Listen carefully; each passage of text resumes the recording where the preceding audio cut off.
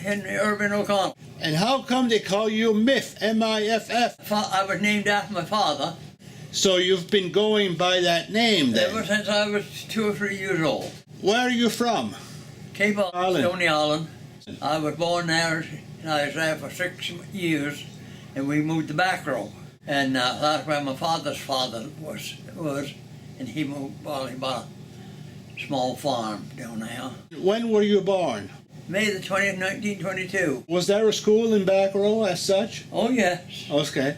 And well, see, where I got up here, my father went from Deep Cove for 52 years.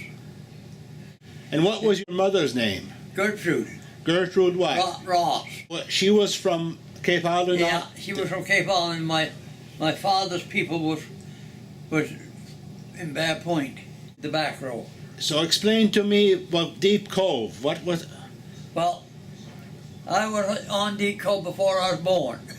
Yeah. My mother went there in March, and I was born in May, so she went back to Cape Island, so I'd be born to Cape Island. So what is Deep Cove? Deep Cove Island, that's where all the boats go. Yeah, and there were Cape Islanders there fishing. Mostly Cape Islanders. So you stayed there. Did you go when you were a boy? You stayed there with your... Way back and forth. But when I was right young, yeah. Up until I went to school, I was going on there every year. Okay. Then I was going to school, I'd go just on a vacation, like. On Deep Cove? Yeah. So where was your mother at that time then? She was coming here cooking. But so where were you staying when going to school? Where were you staying? When I was going to school, I was staying there, staying right in the back row. I'd only come up to Deep Cove on vacations. Okay. So was your mother in Back Row then? Yeah. Oh, she was staying there. Yeah. Even during the fishing. Yeah. And how many other children were there with you? We were 4 children. 4 children. There's the picture of them. Oh yeah. We were 4 in the family, and the 4 were served. Okay. How high did you go to school in Back Row? I passed it the 9th. The 9th, is that right? I graded into grade 10. So what happened then after? Well, my other 2 brothers had gone for themselves, and they thought I was going to go to school that fall. My mother said, "You want to get into school stuff?" I said, "No." She said, "Why?" I said, "I'm going to Deep Cove with Father Lotford." With your father? Yeah. So you started... When I was 17, on the boat. You fished there for how long? I fished there... With your father? 3 years. 3 years? Before I went into service. What year? 1942. I was in Halifax, working in Halifax. Oh, you were working in Halifax? That's when I joined up. And what was your regiment? My regiment was Royal Canadian Dragoons. We was what we call reconnaissance. Recce, we called it, short. We had to go and, the enemy got the enemy on the go. We had to get in there and find them. And as soon as we find them, we'd pull back and let the infantry take over. Why did you join that? Well, they wanted me to go in the infantry, and I said no. So they said that one had openings. They wanted people in it. So we went out in Saskatchewan to take our training, basic training, advanced training. Okay. I took my basic right here in Yarmouth. Yeah. What we call C Company, C Squadron. We called ourselves squadrons. We wore a black beret. Okay. We had 15 armored cars with 2 Fireball Buicks into them. Okay. And I was a machine gunner all the time. You were a machine gun. But anyway, so you did your training in Saskatchewan. Yeah. And did you go overseas after that? I went from that. I went to England. What? It was in the summer. I'd say probably July. Yeah, 43. I went to England. And after that? We went to a holding unit. We joined. We got in with this regiment. They wanted so many more men, so we got in with this regiment. And, in England? Yeah. Were they all Canadians or were they English? All Canadians. All Canadians? Yeah. And after that, the whole 5th Division, all Canadians, yeah, we went down to first Division went into Sicily. okay, They invaded Sicily and went into Italy. When we got there, they was into Italy, but we went into Sicily first and got our armor, got our vehicles, okay, and then we went. We had all American equipment. Well, 5th Division was armor, both of them armor, tanks and that. okay, And I don't know just how many tanks or how many men there'd been in a Okay. regiment, but there's quite a lot. So you landed in Sicily also, but We Sicily, landed in Sicily, got our equipment. but Sicily was already taken Yeah, that time. yeah. So you went after Sicily. We went into Italy, Yeah, and in the fall of '44, we got stuck in the mud in the dirt roads, yeah, so we had to pull them off of the road. And we was there about 3 or 4 days, and they said, "You've got to go in the front lines and help the infantry hold the front lines." Well, I got in the front lines at 10 o'clock. 11 o'clock I went out in the slit trench for an hour, on guard. 1 o'clock I was wounded. and how were you wounded? They shelled the house we were in. You were in a house? We were in the house and they shelled it. Okay, There were 3 of us got wounded, okay. So where were you wounded? right here in my muscle. So how was it shrapnel or? Yeah, shrapnel. Yeah. Yeah. So what happened to you after that? The wounded? Just scraped me. Another wound, Yeah, another time. another time. Yeah, So you were wounded twice yeah, in Italy. yeah. But did you go to the hospital or things Oh yes, I was in the hospital both times. both times? Yeah. I was at different lines for March. I went in 11th of October.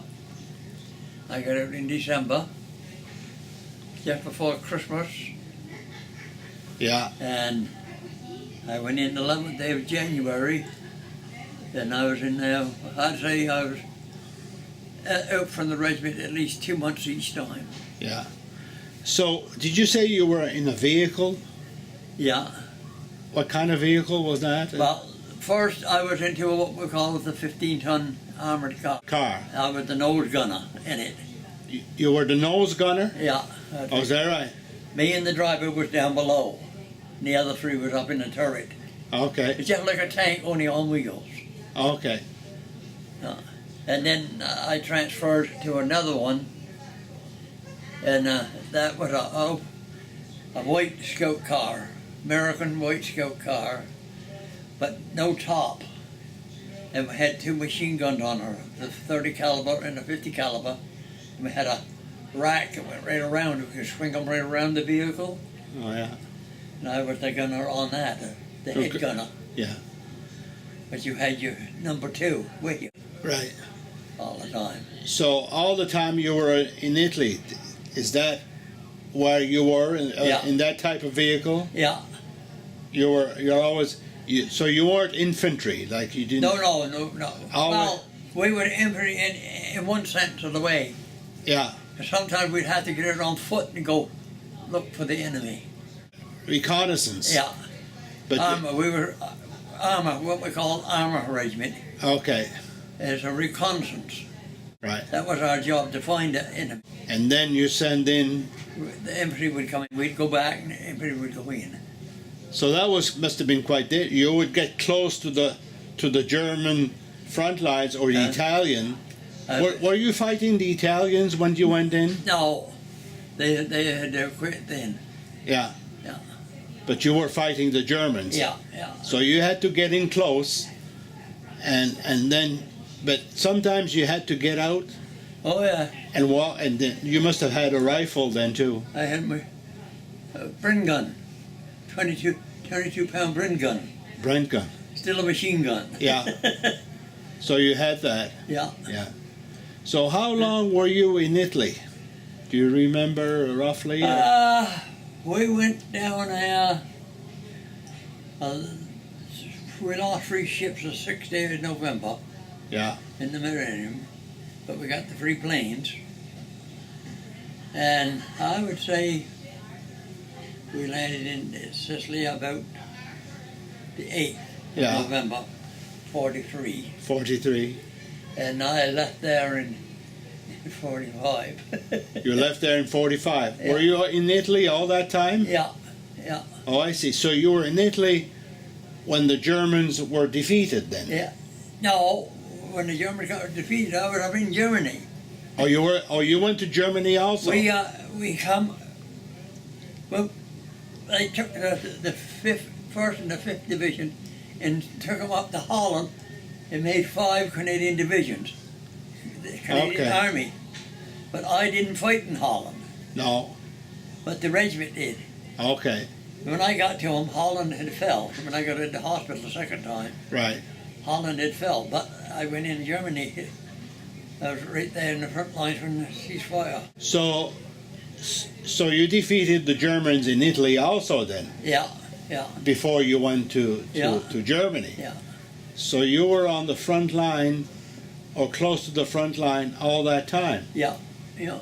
So you saw a lot of action? Yeah. And you must have seen a lot of your friends not come back. I guess. I've had one of my number 2 machine gunner killed right on my back. What do you mean, on your back? When we come into a farmyard, and the sergeant said we'd stay here a while. So we parked and we went in the house. By he said, well, we're going to move ahead. So me and my number 2 on the machine gun was the first one to get into the vehicle. When I got there, I jumped on the tire and grabbed the top and went in. And we heard the old fella coming to whistling. Yeah. And when he coming over, it landed like you from our vehicle, about 3 feet from the vehicle. And when he come in, he got a great big hole in his back, and he fell on the floor. He just said to me, I'm dying. Fell right on my back. All right. And we had 52 shrapnel holes into the vehicle. 52? Yeah. Shell landed right alongside of us. So he died right there with you? Yeah, yeah. Do you remember his name? What was his No, I can't remember his name, no. No. But he got shot outside the vehicle? Coming over. When he was coming over the vehicle, he got him right in the back. So that was a rifle, or that was... No, that was a big 88 gun. Is that right? The best gun they had. So there was no way of him surviving then? No, he had a big hole in his back. Is that right? Yeah. He got a big piece of sharpener in it. So you saw all that, huh? So you were in Germany, Victory Day. Yeah. So when you came back, and did you start fishing that I spring? come back and I went off with my army boots, put my rubber boots on. The next morning I was aboard the father's boat. Is that right? And by the 10th of June I had my own rig. By the 10th of June. So you must have been able to save some money then. Well, a little. You had a little bit of money? Yeah. What happened, my oldest brother had a brand new boat in the boat shop, a brand new engine. He said to me, you want to buy me out? Oh, yeah? I said, what do you mean? Well, he says, the boat is there in the boat shop, the engine, everything is there. If you want to buy me out, I'll charge you $2,000. 200 pots, everything, $1,000. I got it. Of course, it was only a 30-foot boat. Hazel Fitzgerald. Okay. She was on deep coal cooking for 6 men. Okay. And we jihad. So was she cooking for you? No, for 3 other boats. For 3 other boats? People from Cape Island. Okay. And so you met her on Deep Cove? Yeah. Yeah. And were you, then she must have been Catholic then? Yeah. Were you Catholic too? No. No? We got married Protestant and she went back to Catholic. The kids is all Catholic. Okay. But I stayed Protestant. You stayed Protestant, okay. Yeah. But she went back Catholic. Yeah. And all the kids were raised Catholic? Yeah. So you moved to Little River. Yeah. You built a house there? No, I bought an old house first. Yeah. And you know where the wharf is, Little River? Yeah. Well, right up on top of the hill, a grey house is where I live. I met her in the spring, in November of '47 we were married. Is that right? You didn't take it long, eh? No. You moved right in the Little River. Well, we stayed on the island for 2 or 3 years. Okay. Then when the kids started getting time to go to school, we bought the Little River. And I would still go down Lobster and everything from Deep Cove. Okay. And then I moved up to Little River. So on Deep Cove, you had your own camp? We had our own. You had your own camp? Yeah, it was 3 of us. My father, my brother, and me. Okay. Yeah. So that was a large number of people then in that camp, eh? Yeah. How big was the camp? 24 by 23. And then you had a hired hand also. You each had a boat? Yeah. Your brother and your father each had a boat? Yeah. So you had 3 boats? Yeah. And you all had a hired hand? Yeah. 1 hired hand each? In the last bit, in the fall, I'd have 2.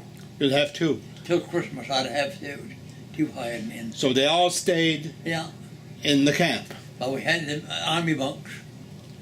At army bunks? Had the army bunks, one down, one up. Yeah. But you live, apart from that, so when the children grew up. When they got bigger, she stayed on Little River. Yeah. And I stayed at Deep Cove, get lobster, like in the lobster season. Right. A lot, to ease her. Yeah. Because she had 8 kids going to school once there. How many kids? 8, she had 8 going to school. You had 8 kids? There's the family there. Oh, I didn't know you had that many. I brought up 10. You brought up 10? Yeah. Is your wife was staying Little River. in Little River? And I would go down, and 2 of my girls cooked for us, and that. Okay. And my sister cooked for us, okay. and that in the later years. Yeah. Then I moved to Little River altogether. Oh, so you didn't fish from Deep Cove, you fished from Little River? In the last of it. In the last of it, okay. Yeah. So what time, when did you retire then from fishing? I was 57 years old. You were 57? Yeah. And then you remember my father, Camille, eh? Oh, yes. Yeah. So you met him? Oh, yes. I've seen a good many times there. We would have a pot practically side by side. Oh, you were fishing close to each other? Yeah. And then Sylvester, Uncle Sylvester. Boy, when you see Camille, you know Sylvester right behind. Yeah. Yeah, there was always, one of them was the leader. Yeah, Camille was always the leader. Yeah. Yeah. So you knew that then, yeah.